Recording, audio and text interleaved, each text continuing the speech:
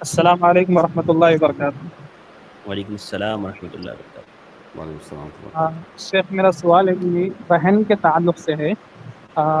مثال کے طور پر کوئی بندہ گاڑی رہن رکھتا ہے تو اس گاڑی کو استعمال کیا جا سکتا ہے؟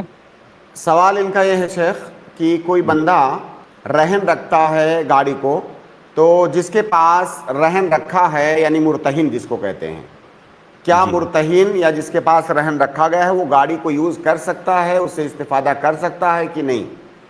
اس سوال کا آپ کو صحیح جواب اس وقت مل پائے گا آپ مجھے جب ایک سوال کا جواب دیں گے۔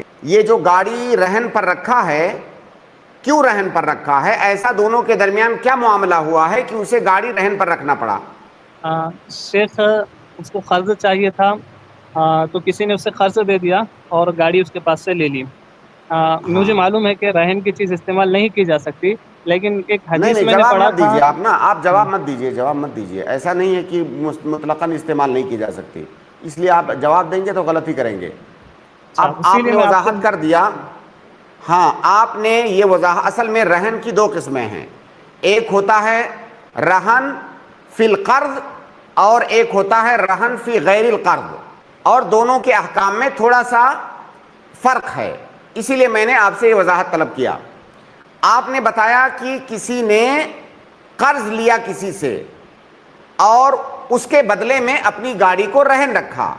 جو رہن فی القرض ہوتا ہے وہاں پر مرتہن کے لیے رہن سے استفادہ کرنا کسی بھی صورت میں جائز نہیں ہے۔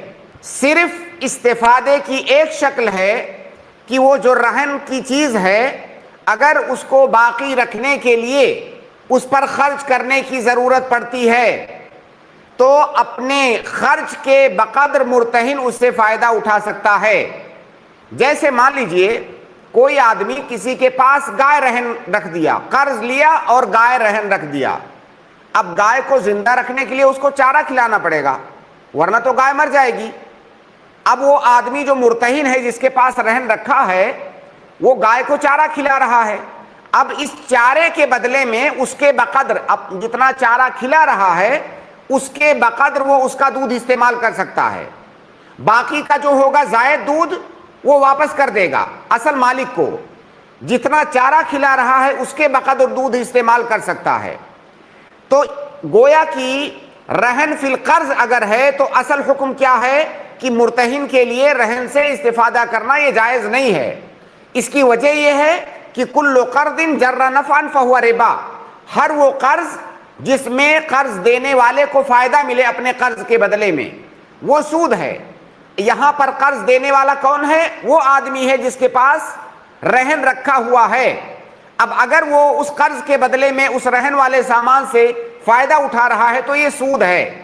فائدہ کے جواز کی شکل صرف ایک ہے جو میں نے بیان کیا کہ وہ رہن ایسا ہے جس کو باقی رکھنے کے لیے اس کی حفاظت کے لیے خرچہ کرنا پڑ رہا ہے، اب اس خرچے کے بقدر وہ فائدہ اٹھا سکتا ہے۔ آپ کے سوال میں گاڑی کا ذکر ہے، گاڑی کو باقی رکھنے کے لیے اس پر کچھ بھی خرچ کرنے کی ضرورت نہیں ہے، گاڑی کو لے جائیے گھر پہ کھڑی کر دیجئے، گیراج میں کھڑی کر دیجئے، گاڑی کھڑی رہے گی۔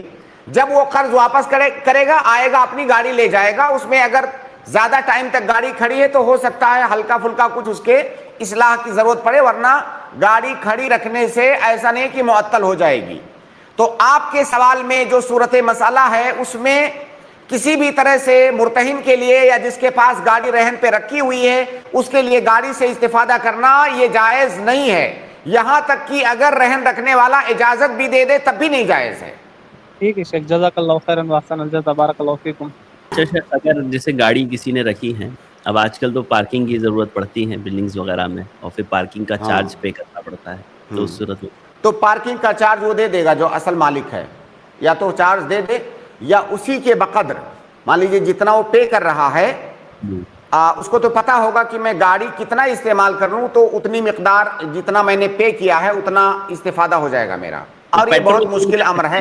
جیسے جی بائک شیخ؟ چلا رہے ہیں، جیسے بائک کسی نے گروی رکھی ہوئی ہے اور ہاں، جو ہے 50 جیسے 100 روپے اگر مجھے پے کرنا ہے اس کی پارکنگ، تو میں 100 کا پیٹرول ڈال کے اس کی گاڑی چلاؤں جب تک ختم نہیں ہوتا ہے، ایسا کر سکتے؟ نہیں نہیں، جو آپ نے پیٹرول ڈالا نا وہ تو آپ کا ہے، اصل اس گاڑی سے استفادے کی بات ہے کہ اس گاڑی کو آپ کتنا چلا سکتے ہیں اس کو باقی رکھنے کے لیے. اور دیکھیے یہ جو مسئلہ ہے شیخ گاڑی کا, میں اگر آپ کے پاس مان لیجئے سونا گروی رکھتا ہوں, رہن رکھتا ہوں, تو اگر آپ مجھ سے رہن کا مطالبہ کر رہے ہیں تو اس سامان کو رکھنے کے لیے آپ کے پاس انتظام بھی تو ہونا چاہیے. یا میں انتظام کر کے میں دوں گا, آپ کو لا کے میں دوں گا؟ نہیں. اگر آپ اس اصل میں رہن کہتے ہی ہیں توثیق الدین بالعین, عین دے کر کے دین کی توثیق ہوتی ہے. تو جب آپ نے مجھ سے رہن لیا ہے تو اس کو رکھنے کے لیے آپ کے پاس جگہ بھی ہونی چاہیے, انتظام ہونا چاہیے. تو میرے خیال سے گاڑی کے مسئلے میں یہ کہنا کہ بھائی میں گاڑی تمہاری اپنے گھر پہ رکھا ہوں, میں پارکنگ کا خرچہ لوں گا, تو جب تمہیں رکھنے کی استطاعت نہیں ہے تو گاڑی لیے کیوں ہو رہن پہ, مت لو.